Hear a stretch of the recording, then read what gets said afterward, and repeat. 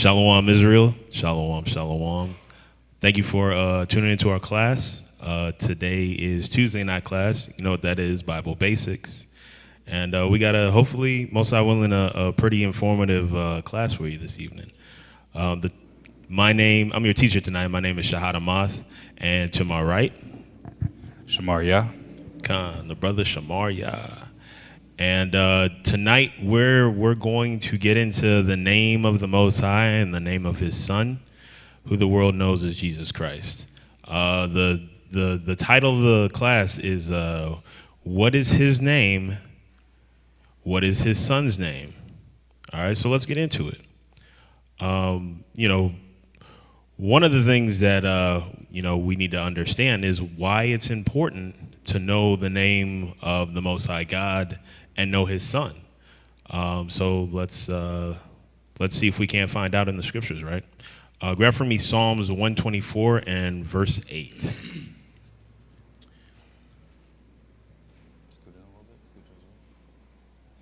Psalms chapter 124 and verse 8.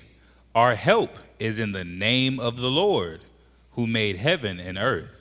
So a lot of times, a lot of the communication that happens between Israel and God, the Most High God, is through prayers, right? And you're praying for help, right? You're praying for mercy. You're praying for assistance from God, right? A lot of times, or you're thanking God, right?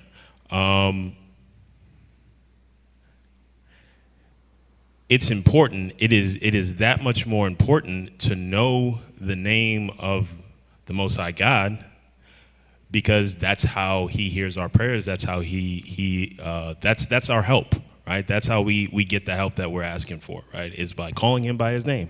Just like you are likely to be more responsive if someone calls you out by name rather than just calls you as a characteristic of who you are, right? Lady, ma'am, brother, sister, right? All of those things you're going to answer to, but you're more likely to answer if someone uses your name directly, right? And the Most High is no different. He has an expectation that we know His name, because the scriptures say that we will know it in these times, and to call Him by His name, right? Grab Proverbs 18 and 10. We'll get another example. Proverbs chapter 18 and verse 10. The name of the Lord is a strong tower. The righteous runneth into it and is safe. So calling on the name of the Most High, calling on the name of God our Father, right? Calling Him actually by His name is what keeps us safe, right? If we're moving in righteousness. Grab Romans. We'll get in the New Testament, Romans 10 and 13. Romans chapter 10 and verse 13. For whosoever shall call upon the name of the Lord shall be saved. So even with Christ, calling on His name, this is how we're saved, right? By addressing the Most High and His Son by their names, right? It's just a way to be more proper. It's a way to be more deliberate and direct with your prayers, with your requests. That was Romans 10 and 13. And grab Joel 2 and 32. Joel chapter 2 and verse 32. And it shall come to pass that whosoever shall call on the name of the Lord shall be delivered. So whosoever shall call on the name of the Most High by His name shall be delivered. Read. For in Mount Zion and in Jerusalem shall be deliverance, as the Lord hath said, and in the remnant whom the Lord shall call. So calling on the name of the Most High is how we will be delivered.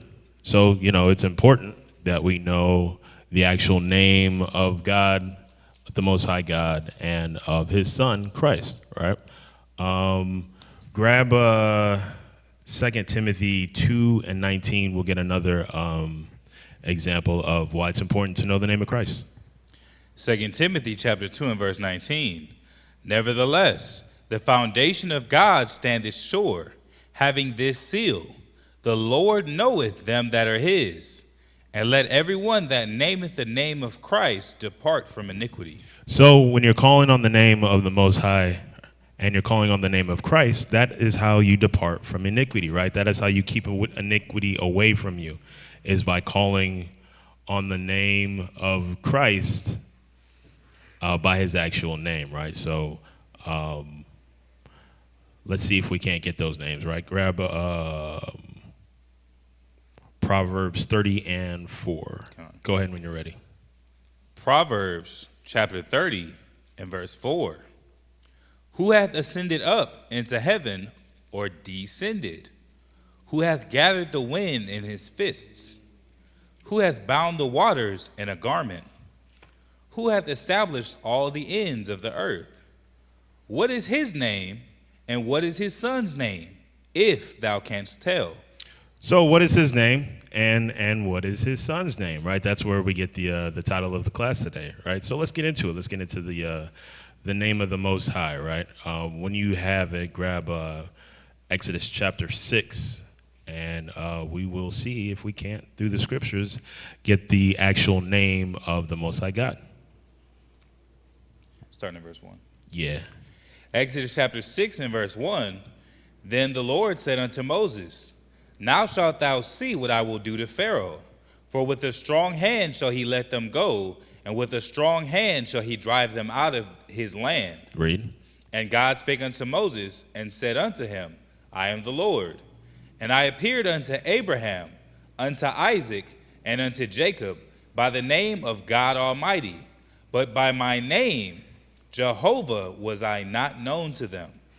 By my name, Jehovah, I was not known to them, right? So if you go into the Strongs, right, and we look at the name Jehovah, it is H3068, right? That is Yahweh, right? And the definition is self-existent or eternal. Jehovah, Jewish national name of God, Jehovah, the Lord, right? So this is the name, the actual name of God, Jehovah, right? And if you look at Exodus 1, Exodus 6 and 1 that we just read, 6 and 2 that we just read, you'll see that Lord, with the capital letters, is the same thing. It is H3068 in the Strongs. It's the same name, Jehovah, right? So everywhere that you see the capital L, capital O-R-D, it's the name Jehovah, right? It's that H3068 in the Strongs, right? So let's get some understanding from the Zondervan Compact Bible Dictionary. Look up YHWH. The Tetragrammaton, the four constants standing for the ancient Hebrew name for God, commonly referred to as Jehovah or Yahweh. YHWH was considered too sacred to pronounce. So Adonai, my Lord, was substituted in reading. So people felt like calling the Most High God directly by his name, it was too sacred, right? And so instead of using the name that was in the actual Hebrew text, they substituted with Adonai, which is my Lord, so that it wouldn't be so sacred, right? Continue reading.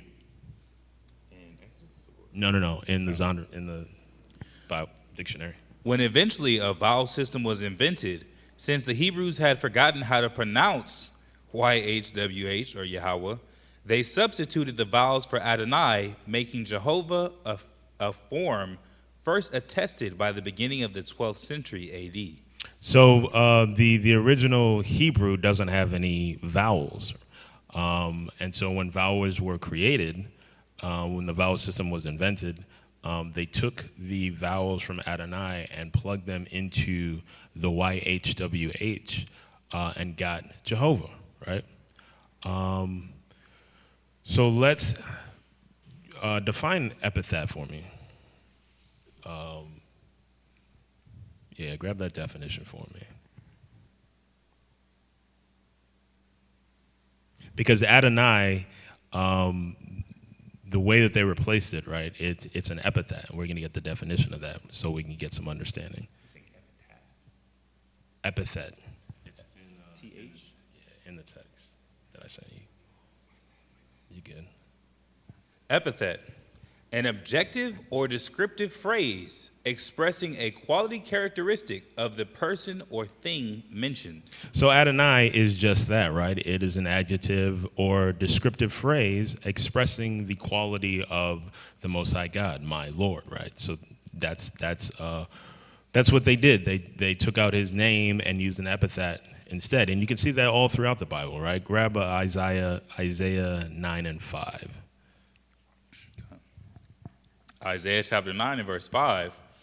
For every battle of the warrior is with confused noise. I'm sorry, read 6. Con. For unto us a child is born, unto us a son is given, and the government shall be upon his shoulder, and his name shall be called Wonderful. Wonderful, read. Counselor. Counselor. The mighty God. The mighty God, the read. Everlasting Father. The everlasting Father, read. The Prince of Peace. These are all epithets of Christ, right? And so just like there are quality characteristics used in the name of to describe Christ. It's the same thing with the Most High, right? They just simply took out the YHWH and replaced it with Adonai. All right, so let's show in the Bible that Israel already knew the Most High's name, right? Grab Genesis 2, and we'll start at 22, and we'll start at 1. Okay. This is where God commanded Abraham to sacrifice his son, right?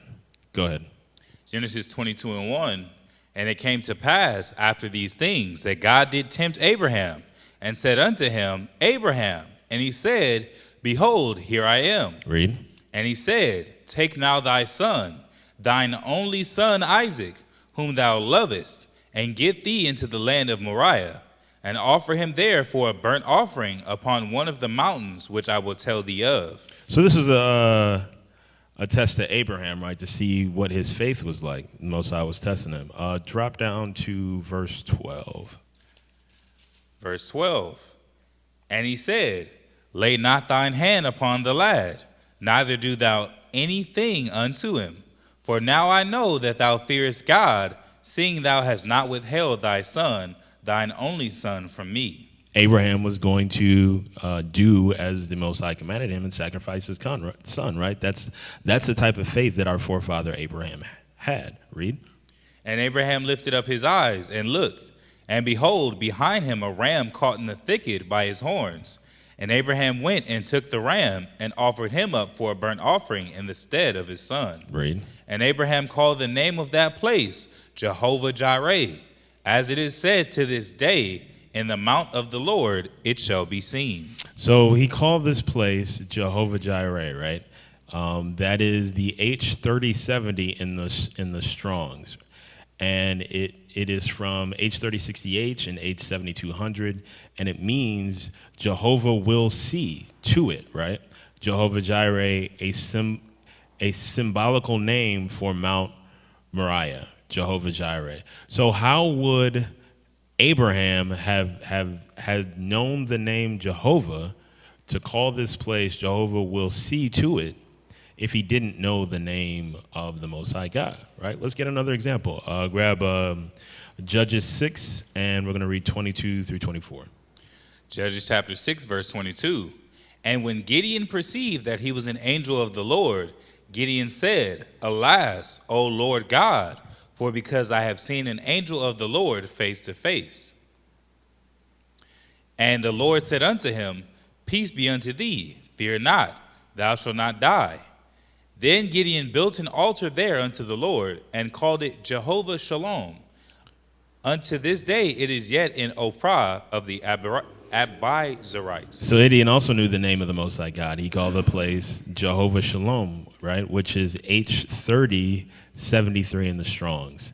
And that is from the H3068 and the H7965, which is Jehovah is peace. Jehovah Shalom. It's a symbolical name for an altar in Palestine. Jehovah Shalom, right? So Gideon also knew the name of the Most High. That's how he was able to name this place what he named it, which means Jehovah's peace, or the Most High God is peace, right? Let's grab another example. Exodus 17, and we'll start at 8. Exodus chapter 17, verse 8. Then came Amalek and fought with Israel and Rephidim. And Moses said unto Joshua, choose us out men and go out, fight with Amalek. Tomorrow I will stand on the top of the hill with the rod of God in my hand. Read. So Joshua did as Moses had said to him and fought with Amalek. And Moses, Aaron, and Hur went up to the top of the hill. And it came to pass, when Moses held up his hand, that Israel prevailed. And when he let down his hand, Amalek prevailed. Read. But Moses' hands were heavy, and they took a stone and put it under him, and he sat thereon. And Aaron and Hur stayed up his hands, the one on the one side and the one on the other side. And his hands were steady until the going down of the sun. Read. And Joshua discomfited Amalek and his people with the edge of the sword. And the Lord said unto Moses, write this for a memorial in a book, and rehearse it in the ears of Joshua. Excuse me. In the ears of Joshua, for I will utterly put out the remembrance of Amalek from under heaven. Read. And Moses built an altar and called the name of it Jehovah Nissi. So Jehovah Nissi, right? This is an altar that Moses built after the victory over Amalek. And this is the H3071 in the Strongs, and it is from the H3068 and H5251, which is a pronominal suffix. Jehovah is my banner. Jehovah Nisi, a symbolical name of an altar in the desert, right? So here's another example that we can see that the Most High's name was clearly known well throughout the scriptures, throughout the Old Testament, throughout the beginning of Israel, right? Let's go grab for me Psalms 83 and verse 18. Go ahead when you got it.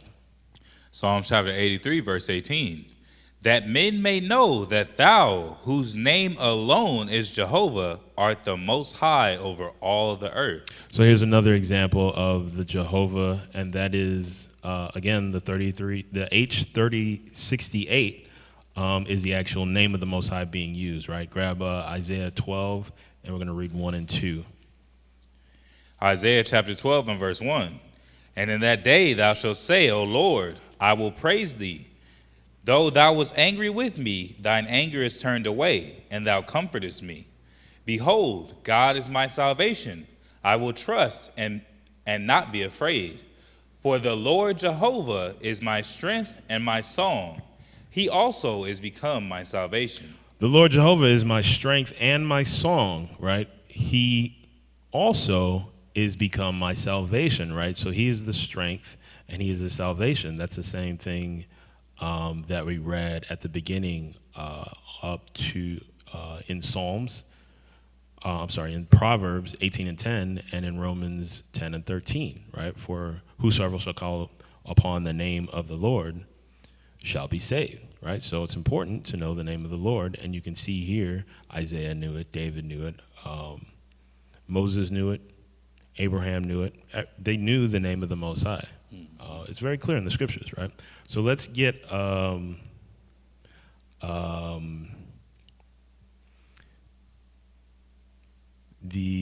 let's get into some archaeological evidence, right, of the name of the Tetragrammaton, the original Hebrew YHWH, right? Let's see what kind of archaeological evidence is out there, right? So go ahead and read. We're going to read about the Masoretes real quick. Masoretes, AD 500 to 900. People will say the pronunciation came from the Masoretes, or the Masoretes, were groups of Jewish scribe scholars who worked from around the end of the 5th through 10th century CE, based primarily in medieval Israel, in the cities of Tiberias and Jerusalem, as well as in Iraq or Babylonia.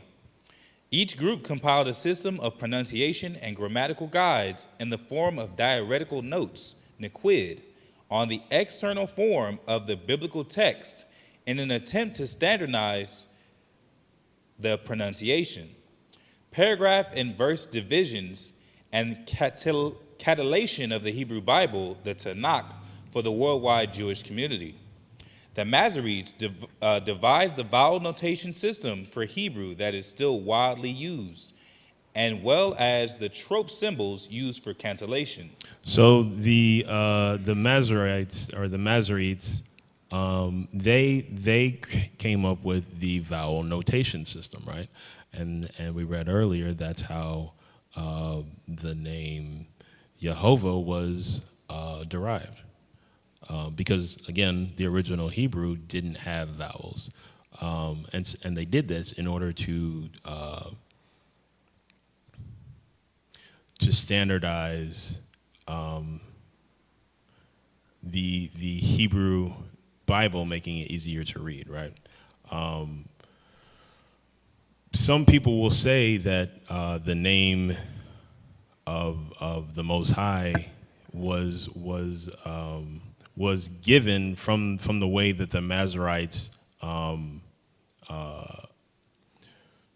the way that they added the vowel notation system, right? But we have evidence that goes back even before that to show that the Tetragrammaton existed before the Masoretes created the vowel system, right? So there had to be an understanding and a pronunciation before that, right? So let's get some information on the Silver Scrolls or the Ketif Hinnom Scrolls.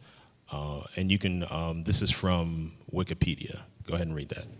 The Ketif Hinnom Scrolls, also described as Ketif Hinnom Amulets, are the oldest surviving texts currently known from the Hebrew Bible, dated to 600 BCE. So this is almost 1,000 years before the Masoretes did what they did, right? Read.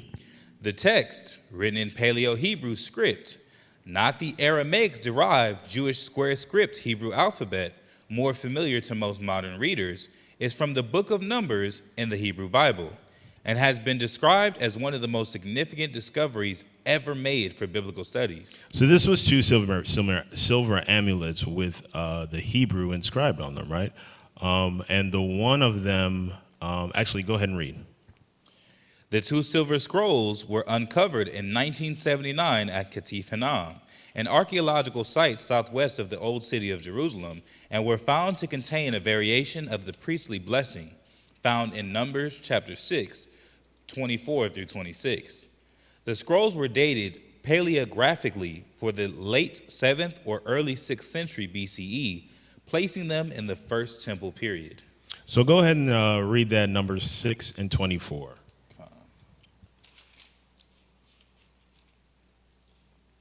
I went to Exodus, my bad. You good? Numbers chapter 6 and verse 24. The Lord bless thee and keep thee. The Lord make his face shine upon thee and be gracious unto thee. The Lord lift up his countenance upon thee and give thee peace. So this is another piece of archaeology that was found that has the Paleo-Hebrew name of the Most High God, the God of Israel, inscribed on it, right?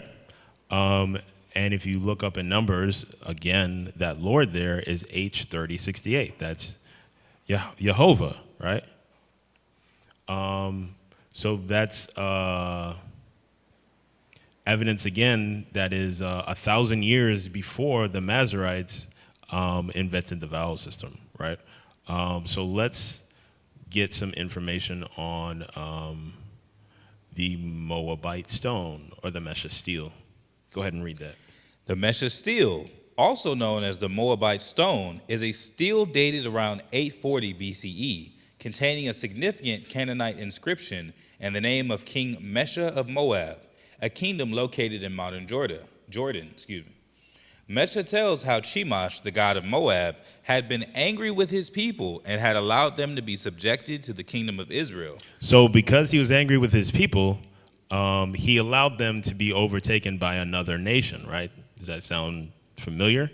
That's how the Most High dealt with Israel all throughout the Bible, right? This is approximately 200 years before the Ketif Hinnom scrolls, right? So this is even older. Go ahead and continue to read. But at length, Chemosh returned and assisted Mesha to throw off the yoke of Israel and restore the lands of Moab. So their god, Moab's god, returned to them and allowed them to get out from oppression by Israel. Read. Mesha also describes his many building projects. It is written in a variant of the Phoenician alphabet closely related to the Paleo-Hebrew script. Read. The Mesha stele, the first major epigraphic Canaanite inscription found in the southern Levant, the longest Iron Age inscription ever found in the region, constitutes the major evidence for the Moabite language and is a cornerstone of Semitic epigraphy and history. The stele, whose story parallels with some differences, an episode in the Bible's books of Kings, 2 Kings 3, 4 through 28, provides individual information on the Moabite language and the political relationship between Moab and Israel at one moment in the 9th century BCE. It is the most extensive inscription ever recorded that refers to the kingdom of Israel, the house of Omri. It bears the earliest certain extra-biblical reference to the Israelite God, Yahweh. So up to today, this is the oldest extra-biblical reference to the God of Israel, the Most High God, Yahweh, right? And go ahead and read what is on the Moabite stone. Go. This is an inscription on the Moabite stone that has the tetragrammaton YHWH. Read. YHWH, the God of Israelites, as mentioned in the Moabite inscription in line 18. Context. And I took from there the vessels or altar hearths of Yahweh, and I dragged them before the face of Chemosh. So this is an example of, or not an example, right? But this is a description of what was done, right? The vessels of the Most High God were taken from their location and drugged to Chemosh, right? And so this is the earliest archaeological evidence of the actual name of the Most High God, the God of Israel, the YHWH, the tetragrammaton, right? That is another example. Let's now read about the Dead Sea Scrolls. The Dead Sea Scrolls, also called the Qumran Cave Scrolls, are a set of ancient Jewish manuscripts from the Second Temple period. They were discovered over a period of 10 years between 1946 and 1956 at the Qumran Caves near Ain Feshkah in the West Bank, on the northern shore of the Dead Sea. Dating from around the 3rd century BCE to the 1st century CE, the Dead Sea Scrolls include the oldest surviving manuscripts of entire books later included in the biblical canons, along with the extra-biblical and Deuterocanonical manuscripts from the late Second Temple Judaism. So now we're going to read about, so that's just a brief understanding of the Dead Sea Scrolls. Now we're going to read something that was it was displayed at the library. It was displayed and is on the Library of Congress website, so you can go find that there. This is the Palm Scroll that is part of the Dead Sea Scrolls that was discovered. Go ahead and read. This impressive scroll is a collection of psalms and hymns, comprising parts of 41 biblical psalms, chiefly from chapters 101 through 50, and non-canonical sequence and with variations in detail. It also presents previously unknown hymns, as well as a prose passage about the psalms composed by King David. Read. One of the longer texts to be found at Qumran, the manuscript was found in 1956 in Cave 11 and unrolled in 1961. Its surface is the thickest of any of the scrolls.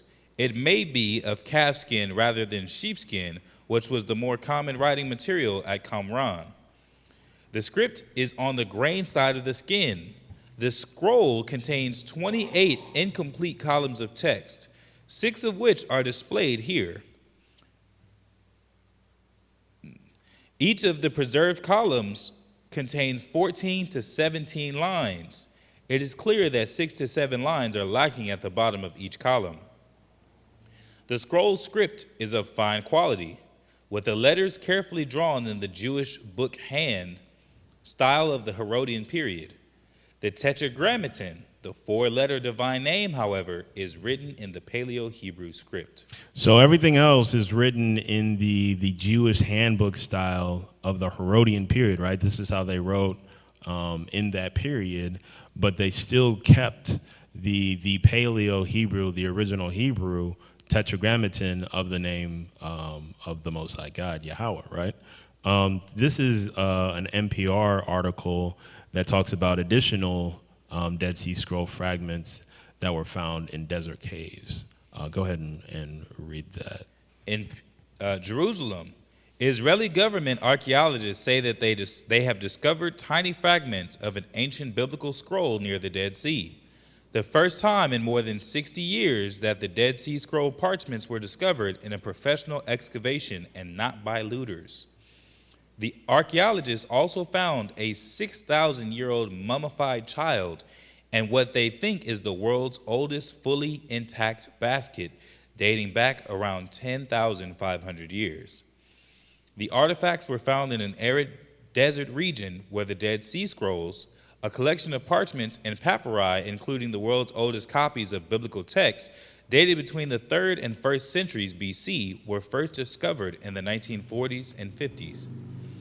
The new discoveries were a result of a massive Israeli government operation to excavate hundreds of caves along the Dead Sea along the Dead Sea to find more scrolls.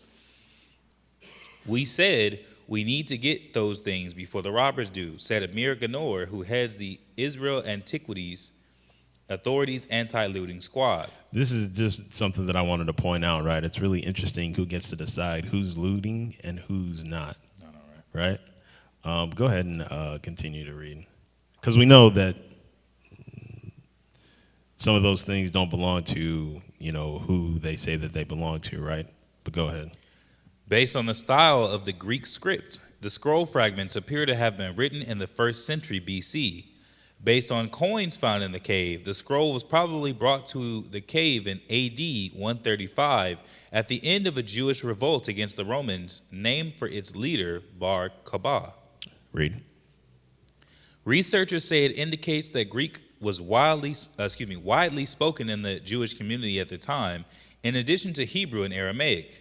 The texts are entirely in Greek except for the Tetragrammaton, the revered 4-letter name of God, which appears in the fragments in ancient Hebrew characters. So this is more archaeological evidence that was discovered right around where the Dead Sea Scrolls were found, and this was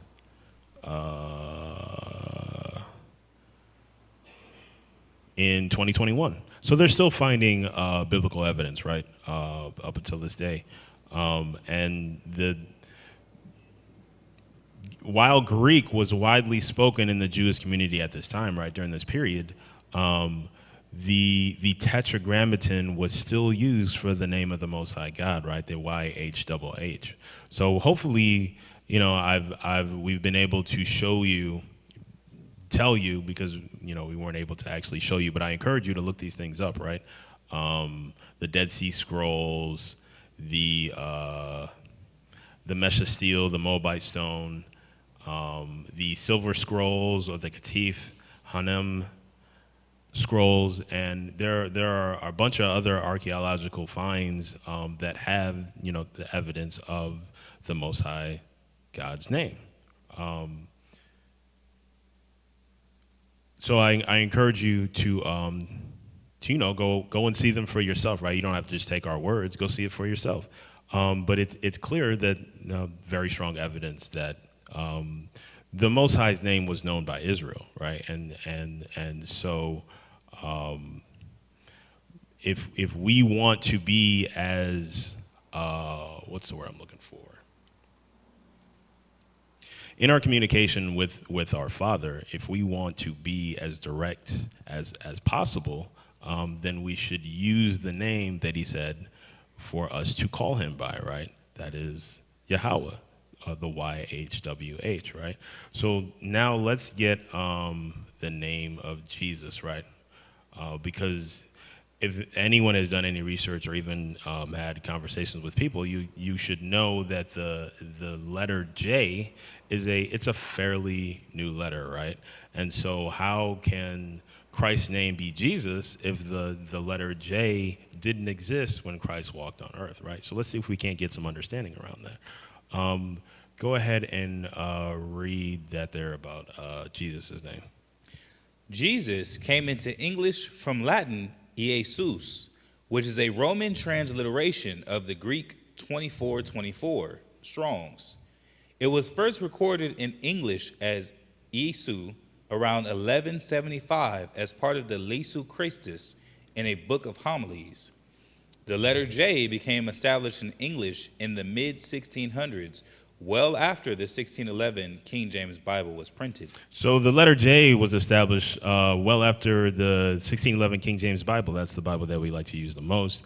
And if you have a 1611, what you will notice a lot of times is that the letter J is replaced with the letter I, right? And that's because it was printed before the letter J was established, right?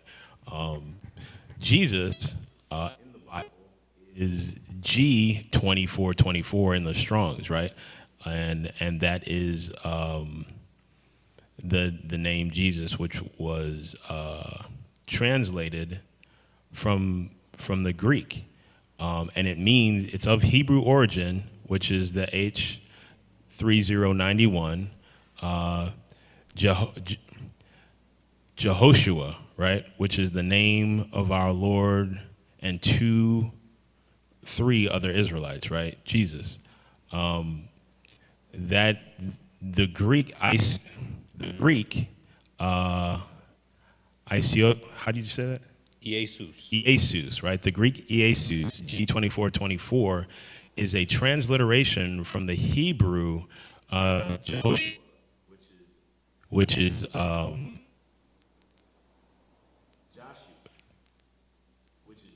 Joshua, which is Joshua, right? Joshua is H3091, which is a combination of H3068, Yahweh, and the H3467, which is Jehovah, right? Which means Joshua saves. So that's where the Greek Jesus came from. Before the Greek Iesius came before Jesus. And Joshua, which is H3091 in the Strong's, Yahushua it's a combination of the H3068 and the H3647, which is Jehovah saves, right? Or Jehoshua, that is Joshua, the Jewish leader. So those are the two examples of that name being used in the Bible, right? A Jewish leader and Joshua.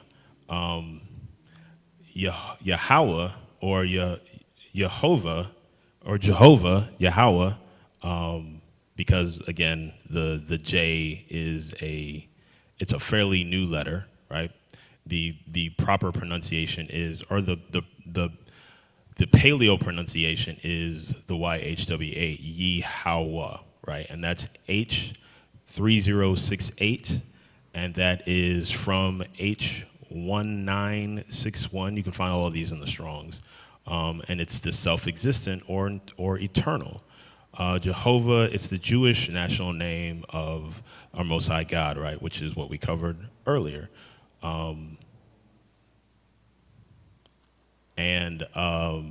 So Yahushua is a combination of that and Yasha, which is H3467, and that is a primitive root properly to be open, wild, or free, that is by implication to be safe. Causatively free or succor, right? At all, avenging, defending, deliverer, help, preserve, rescue, be safe, bring, having, salvation, save, get victory, right? So that's how that's how they got Yahushua or Joshua, because it is a combination of Yahweh and Yasha, which means to save, right? And Christ is our Savior, as the scriptures say. So hopefully that clears things up. Hopefully it gives you better understanding of the actual name of our Father Yahweh and his Son, who the world knows as Jesus Christ, Yahweh Shai. That's how you say the name of Christ, right? Most High willing, that was informative. Most High willing, you got some better understanding.